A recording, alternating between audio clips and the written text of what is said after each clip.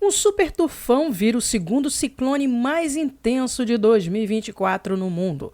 Olá pessoal, eu sou a Keltube e vamos a mais um vídeo informativo aqui no canal.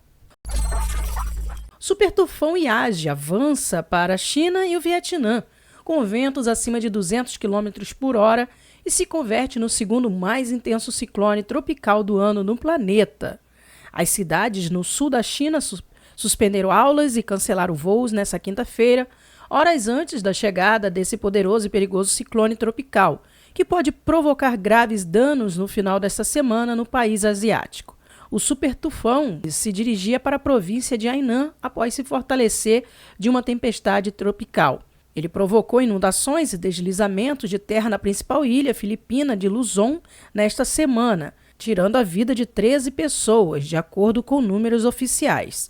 Ele se intensificou para um super tufão enquanto seguia para o oeste, através do Mar da China Meridional, disse a agência de notícias chinesa. Com ventos sustentados de 200 km por hora, o tufão é o segundo ciclone tropical mais intenso no mundo neste ano em termos de vento, somente atrás do furacão Beryl, no Atlântico, uma tempestade incomum que devastou várias ilhas caribenhas entre o fim de junho e o começo de julho, ao atingir a categoria 5, o máximo da escala Saffir-Simpson.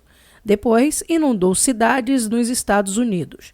O super tufão Yagi é oficialmente o ciclone tropical mais intenso no mar das Filipinas Ocidentais nos últimos 55 anos, com pressão ao nível do mar de 915, empatado com o Rai Odette em 2021. A cidade de Hainan, na China, que será afetada por esse super tufão, não é estranha a tufões, mas apenas 8 de categoria 3 a 5 atingiram a costa desde 1950. O mais recente foi categoria 5, em 2014. Mesmo como categoria 4, o impacto desse super tufão será catastrófico para a ilha. O tufão deve atingir a costa na tarde de sexta-feira, em Hainan ou na vizinha Guangdong. Os serviços, escolas e transportes locais pararam no meio da tarde. O Observatório Meteorológico de Hong Kong emitiu o terceiro maior alerta de tufão, limitando o transporte público no centro financeiro. A Bolsa de Valores da cidade interrompeu as negociações após o expediente por causa do alerta de tufão, enquanto 38 voos foram cancelados no aeroporto de Hong Kong na quinta-feira. As aulas nas escolas primárias e secundárias permanecerão suspensas na sexta-feira, disse o Departamento de Educação.